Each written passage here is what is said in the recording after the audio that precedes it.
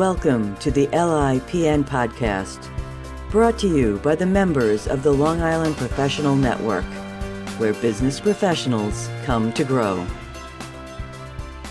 As someone who has been both a renter and a landlord, I thought I knew everything about renter's insurance. Turns out I was wrong. I'm Meryl Loshner, chief storyteller and podcast producer with Smith Douglas Associates.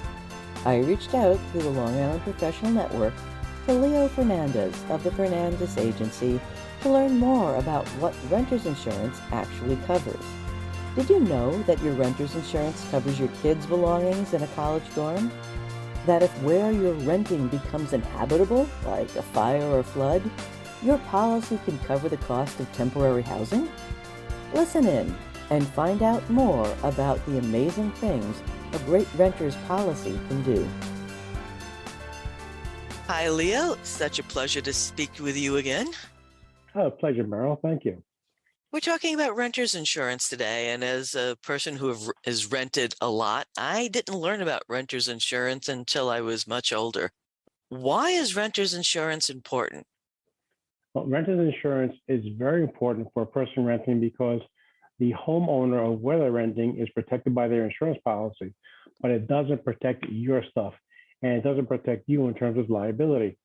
So if the house has some kind of loss, whether it be water or a fire, the homeowner is covered for their stuff and their house, but you won't be if you don't have the proper renter's insurance. So if I'm renting an apartment in a house, the landlord's homeowner's insurance doesn't cover any of my stuff? No, it does not cover it at all. Okay, what about if I'm renting a condo or a co-op or an apartment? Same thing applies. The renter's insurance can be for anything from a single room to a condo, a townhouse, a co-op. It's still the co-op owner has their own policy, and it protects their property and their dwelling, which can be any one of the above. But the stuff that you own, your things, your property, is not covered by them. No matter what kind of dwelling it is, you're not covered by the owner's policy. Interesting. You just said something about roommate. If I'm renting a room in a house, can I get renter's insurance just for a single room? Sure, because everything in that room is yours. And if something were to happen to the property in that room, you're at a loss. So definitely the property that you have in that one room is covered. I never knew that. That's very cool. What makes renter's insurance different from homeowner's insurance? The renter's insurance covers your belongings inside the dwelling or inside where you're living, where the homeowner's insurance covers everything, the dwelling, the outside, any kind of other structures, a garage, a fence. Renter's insurance only covers your property. So I always give the example to my customers, if you take a house or your apartment and turn it upside down, everything falls out, that is yours. That's what's covered by renter's insurance.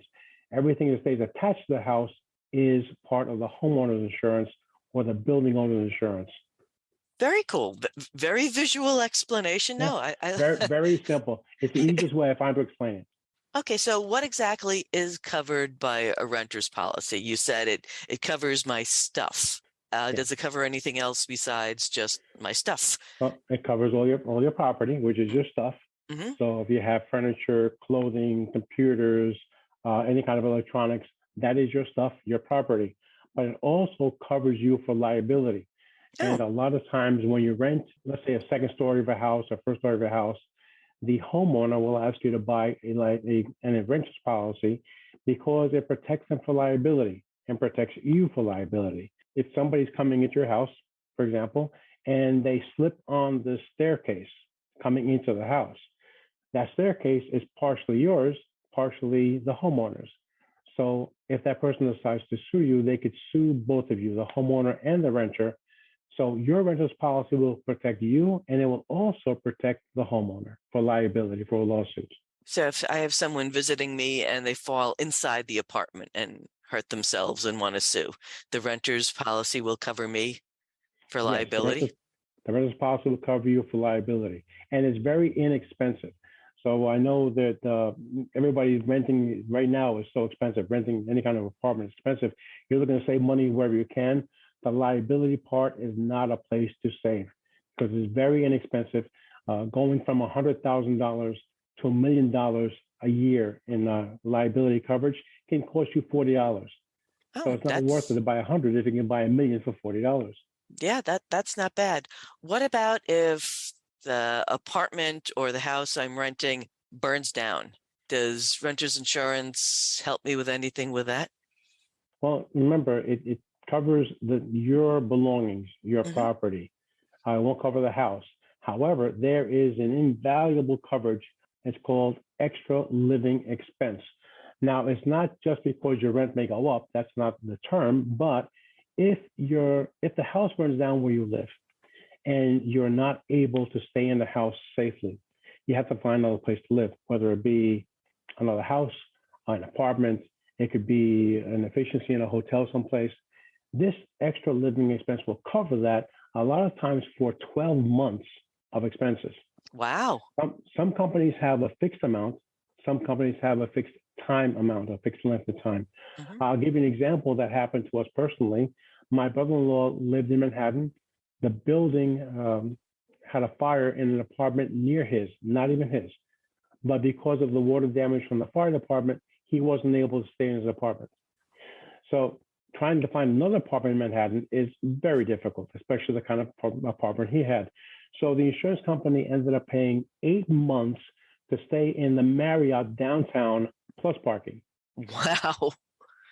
Here's where I say it's invaluable. His policy cost $150 a year.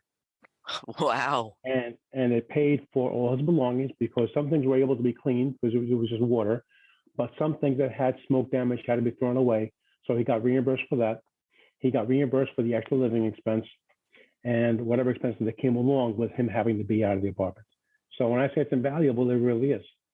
You mentioned a house before. What if I'm actually renting a house? Does renter's insurance cover that? Well, it could be, like before I mentioned, that you could be renting a room or you could be renting a whole house. So the house includes everything that belongs to you. So you got bedroom furniture, you got living room furniture. If the washer and dryer are yours, that's covered also.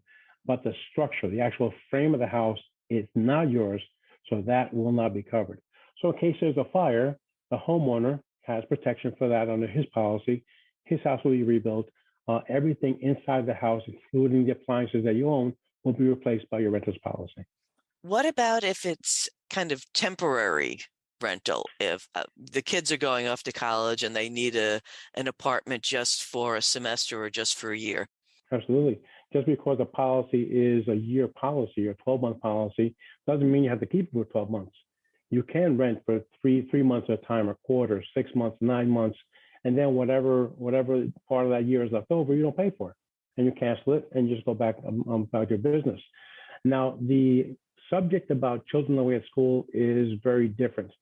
When your child goes away to school and they go to the first year and they're in a dormitory, your homeowner's insurance will cover that property and liability while your son or daughter is at school in a dormitory. The same thing goes for renter property. Let's say you rent a house or rent an apartment. Your son or daughter goes away to school and living in a dormitory. Your renter's policy will extend to that dormitory. So her furniture or her clothing is going to be, or his clothing, a computer, cell phone, those things will be covered. And also liability will be covered. Now, the second or third year, they might move off campus and get their own apartment. Then they're going to need their own renter's insurance because the homeowners will not cover an extension into their own apartment. The dormitory, yes. Their own apartment, no. Very cool. And when she moves out of the dorm into an apartment with friends, she'll need to get her own renter's insurance. And if you're moving into to a rented apartment and you're sharing with 1, 2, or 3 other people, you can have one policy and name all the kids as insured, or each child can get their own renter's policy for just their belongings. You can do either way. In New York State, is it mandated that landlords request their renters to get insurance? I know some landlords that just have it automatically in their lease that all renters must have insurance. But is that a statewide thing or? It's individual. It's an individual thing, but it's a very smart thing. As I was saying before, the landlord can also be protected in terms of liability or any kind of medical expense under your renter's policy for no expense or no extra expense to you. So if you just insure yourself or add the landlord as an additional insured, it doesn't cost you any money and protects the landlord. So it's prudent for the landlord to have their tenant get a renter's policy and include them for the liability part. They're not going to lose anything in terms of property, but liability can be very costly. So that will protect them in terms of that coverage, saving them a lot of grief, and so saving them some money also on their coverage, on their policy for the house that they're building. But it's not mandated, but it's a very smart thing to do. How do I decide how much insurance I need? Do I need a master list of my stuff? Do you tell me how much the insurance is? How do I figure out how much insurance I need for my stuff? You have to sit down with your agent and see how big your apartment is, how big the house is, what kind of furnishings you have. If you have average furnishings and you have a 1-bedroom, 2-bedroom apartment, it's pretty easy to calculate how much it would take to replace that stuff, replace your furniture. If you have some very expensive appliances or electronics, or especially if you have some special jewelry that we may want to insure, you have to list those separately. So if you have a loss to the apartment in general, just by the size and the number of rooms, number of bathrooms, kitchen that you have, and the type or standard of furniture that you have a very good estimate of how much you need for insurance. And the insurance agent can help you do that. With the jewelry, watches, rings, earrings, necklaces, that is a good idea to have a list of those things and list them specifically on the insurance policy. One coverage that you don't have on your regular furniture that you will have on the jewelry is off-premises theft, off-premises damage, because you're not wearing your furniture on your finger, but you may be wearing a $10,000, $20,000, $30,000 ring on your finger when you're walking on the streets. So with that extra jewelry coverage listed specifically for that ring, if it gets lost or damaged while it's outside your apartment, you'll get reimbursed for either repair or replace the whole thing. Okay, you're talking outside the apartment. What about theft? Someone breaks into my apartment, steals my computer and my TV and the microwave or whatever. Does renter's insurance cover theft? Those are one of the base coverages, yeah. So it's going to cover fire, lightning, smoke, any kind of water damage from leaking pipes. It will cover theft of all your stuff in the apartment, 100% replaceable. So if somebody steals, some very expensive pair of shoes, as long as we know that you had it, you'll get replaced with that special set of shoes. The most used coverage, believe it or not, is not really theft. It's water damage, as I just mentioned. The apartment upstairs had a broken pipe, or they left the water running in the bathroom and it leaks into your bathroom. That causes damage. But how about if they left the kitchen running upstairs, kitchen sink running upstairs, and now that water falls into your living room? That water is going to cause damage to your furniture. So that's probably the most common kind of damage there is in an apartment. If there's smoke damage, not even from your particular apartment, but from another place that's close to yours, and the smoke travels into your unit and makes your clothes smelly or maybe sooty, that's also covered. So you have that smoke and the fire, of course, if any fire happens inside your apartment. Theft is covered inside your apartment. Theft is covered outside your apartment for jewelry if you list it separately. Interesting. You mentioned water damage. What about floods? I know that homeowners insurance doesn't encounter a hurricane damage or flooding. What about renter's insurance? Yeah. Is there a FEMA renter's insurance? Well, actually, there is. It's very similar to a homeowner policy. So a homeowner policy covers the same thing. You have a broken pipe, leaks, you get covered for the damage caused by that water flooding from the pipe. But if there's flood water from rising water outside your home that comes into your home, the homeowner's policy will cover that flood. Renters is basically in parallel with that. So let's say you live on the first story of an apartment or a townhouse or a condo, and there's extreme water raining outside, or maybe the tides are very high and you get some water coming in from the canal, from the ocean into your apartment on the first floor. The renter's policy will not cover flood. So you can protect yourself by buying a flood policy for your particular unit. The same thing applies. The apartment has their own, so you don't have to cover that, but your furniture, your clothing, maybe you bought the carpeting, that's yours. That's covered by a flood insurance for a renter. Again, since you don't own the building or the structure you're living in, it's going to be very inexpensive to protect yourself against the flood. If you live on a second, third story, I mean, it's very unlikely you're going to get flooded. But if you live on a first story, let's say down along the beach or next to a big lake, it's highly likely that you will flood from a big storm or some rain. So get yourself a flood policy for your property and the rentals. No problem with that at all. Roughly, what does renter's insurance cost? I know it's going to depend on the size of your apartment, how much stuff you have, the value of your stuff, but a rough range. If homeowners insurance is X dollars, how much in comparison is renter's insurance? For the renter's insurance, having about equal coverages as a homeowner insurance. So again, I said the fire, smoke, lightning, vandalism, explosion, water damage from pipes. Those things are very common among both policies. But on your renter's policy, let's say a common one-bedroom apartment may cost you $125 a year. Oh, so it's like $10 a month. Yeah, very inexpensive. If you have a 2 or 3 bedroom apartment, or maybe a whole house, that is a lot. Now you have 2 floors, maybe a floor and a half. You may be paying $300 to $400 a year for all the property in that house.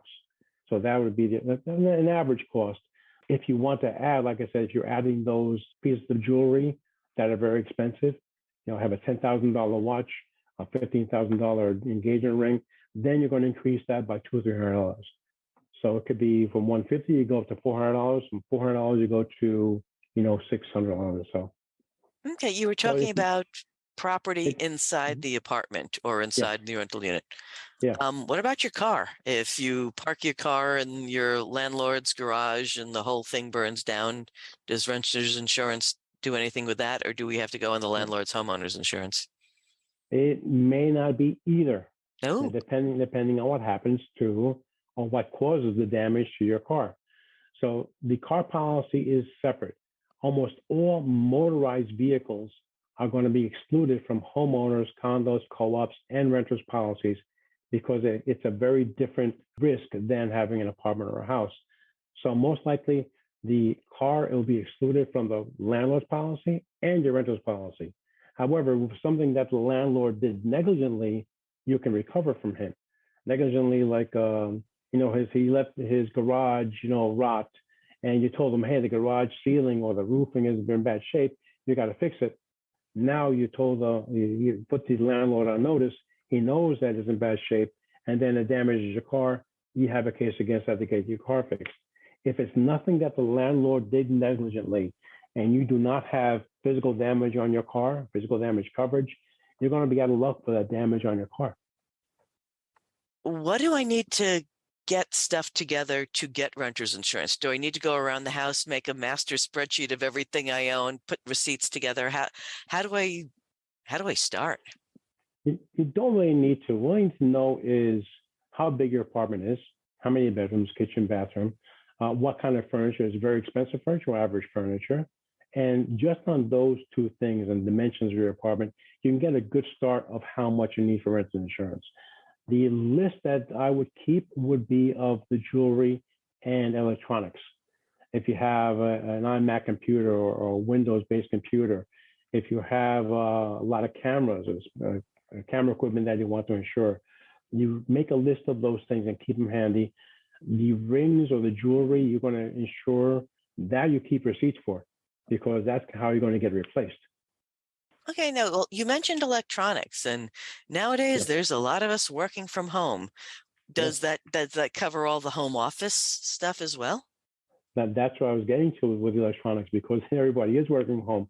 And sometimes the company you work for will provide you with the laptops and printers or scanners to work from home. If they're company provided, they're not going to be covered under your renter's policy because it's not your belonging. It's not your property. It belongs to the company. However, if you're working from home and you had to go out and buy a scanner, a printer, a new laptop to be able to do the work, that is going to be covered. If you bought a desk to do the work, that's going to be covered also. If you had to buy additional electronic equipment for the router system or the Wi-Fi system, those electronic things will be covered because you bought them. They're your property. You're using it for your business, but it's still yours and they're covered by that. Now, if you are, let's say, for example, a salesman and the company gave you a box full of samples and those get damaged, that's not going to be covered because it's not your property. It belongs to the company. Okay, so we can only insure things that you own yourself, not Yes. that you're borrowing, so to speak, Right. from others or from your company. But you could set up a small home office in your apartment or a house, and the whole home office will be covered in terms of, documents, paper, electronics, a desk, chair, all those things are yours. The whole office will be covered, yes.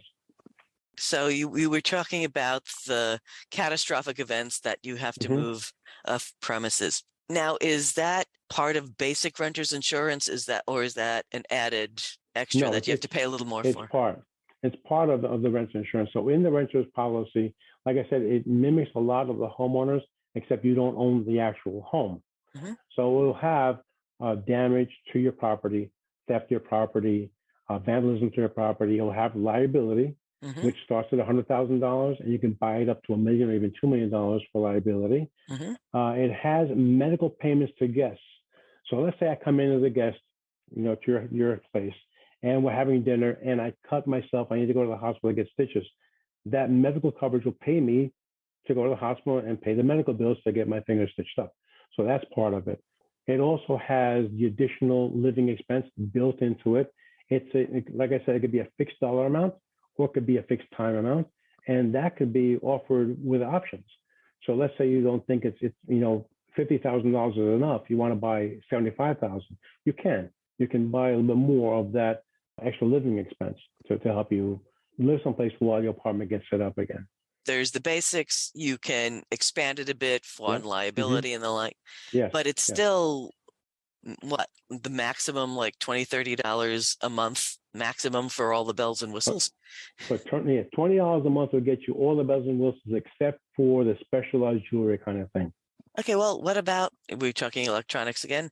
I have my laptop. I'm bringing it to a site. I drop it down a flight of stairs, end of laptop. Does my renter's insurance cover the loss of that? If it happened outside your apartment, most likely not. You can get the theft outside your apartment, but if you caused part of the damage or it fell and broke, it's not going to be covered on that, no. Okay, so I'm a renter. Someone steals my computer. The next door neighbor's apartment catches on fire. All these things happen at once. How do you do a claim?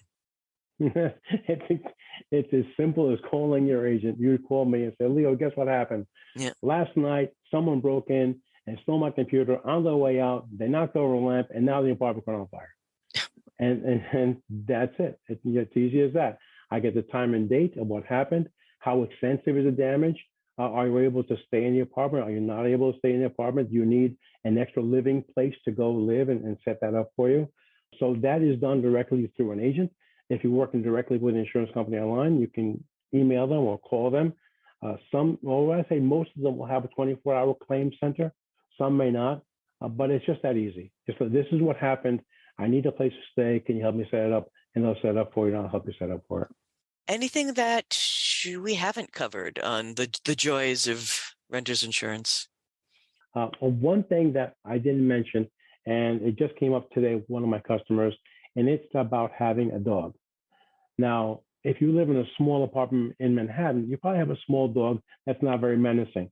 But if you rent a whole house, let's say out here on the island, and you have a bull mastiff or a Rottweiler or a Doberman Pinscher, some companies will frown on those things depending on the temperament of the dog. They may ask you to provide a statement from the veterinarian about those dogs, but they will ask you what kind of dog you have, because dog bite claims are covered under renter's insurance.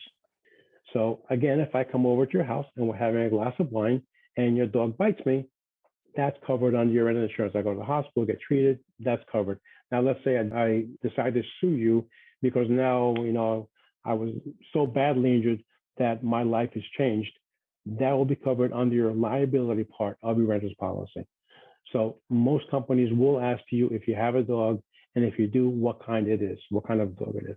Good to know. Well, what would you say to someone saying, oh God, I can barely make my rent now. I can't afford renter's insurance. What advice would you give them? You can't afford not to have it, because even though rent is so expensive, in comparison, renter's insurance is so inexpensive that it can pay off in multiple, levels. Like I gave my example of my customer who lived in a hotel for 6 months. If you were to pay that out of your pocket, that would be in the tens of thousands of dollars. So if you think you can't afford renter's insurance, you're not going to be able to afford that.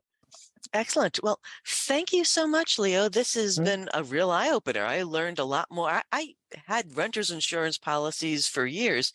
I never realized how much it covered. I just thought it covered my stuff. It covers quite a bit. Very, like I think I said at the beginning of the podcast, it's probably the most cost-efficient insurance you will ever buy. Compared to auto, commercial, liability, workers' compensation, homeowner insurance, landlord insurance, it is by far the most inexpensive insurance and gives you the most coverage when you need it. How can people reach you if they want more information? Just give me a ring, 516-292-5100. If you want to shoot me an email and just ask me a quick question on email, send me an email at leo@thefernandezagency.com. Thank you so much for your time. Oh, you're quite welcome. Thank you. Thank you for listening to the LIPN Podcast, brought to you by the Long Island Professional Network and produced by Smith Douglas Associates. To learn more about the LIPN, visit our website at lipn.org or join our meetup under Long Island Professional Network.